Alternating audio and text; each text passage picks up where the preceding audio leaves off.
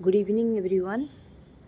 संध्या बेल हो सारी तो मो बालकनी की आसी सारी गचरे पानी देवी बोली।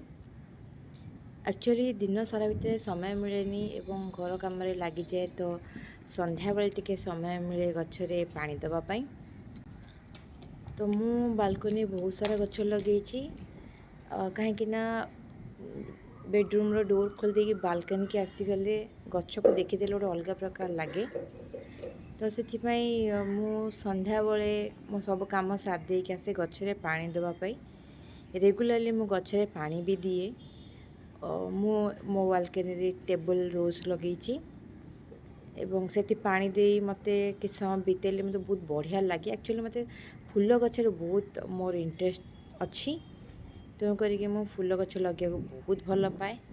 किंतु बाहर मेट्रो जगार जो तुम भड़ारे रोच से जगह तो गच लगे हेनी एत मात्रा तेणुक टिके किसी जगह मिले गच लगे दियो एवं तादेह पानी दे ताको बड़ हबार देखिए बहुत मजा लगे।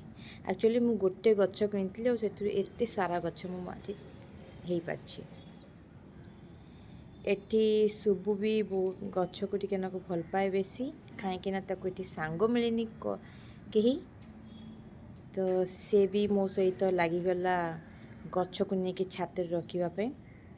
आज मु हेना गच किणी आसी।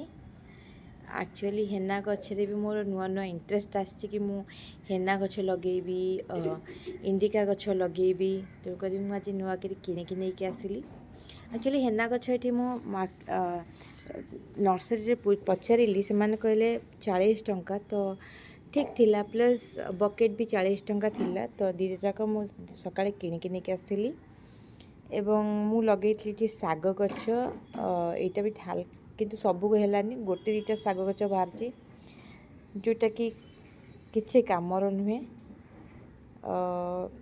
हेना गच एक्चुअली मुझे लगेबिनी बकेट्रे कहीं आरथरक मु हेना गच किणी और बकेट्रे लगेला पर से मरी जाइतिला जना नहीं केमती। किंतु मे बी मुही किसी भूल कर देथिबी। तो मु आज पुणी गोटे नुआ हेना गछ किणिकी नेकी आसछि। अब ताको मानी छात रखी देछि।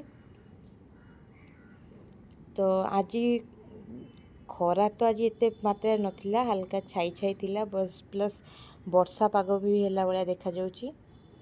तो एठी मु आसिक देखिली कि गछरा तथापि हल्का माने वर्षा न होबारु गछरा भी ठीक से बढ़ू नाहंदी। तो मो गछर अवस्था सब देखी पार्थिबे। एक्चुअली सबुदिन एते काम रहे कि सबु बेले छात को आसी गछरे पानी दे हुएनी। किंतु जेबे भी समय मिले आसिकी मु गोलाप गछ हो या अन्य प्रकार गछ हो मु सबते पानी देकी जाए। एठी सुबु चलची गछरे पानी देबा जाउची एवं से भी मते टिके हेल्प कर देउची एवं एभली भाबरे हमर संध्या समय बीती जाए।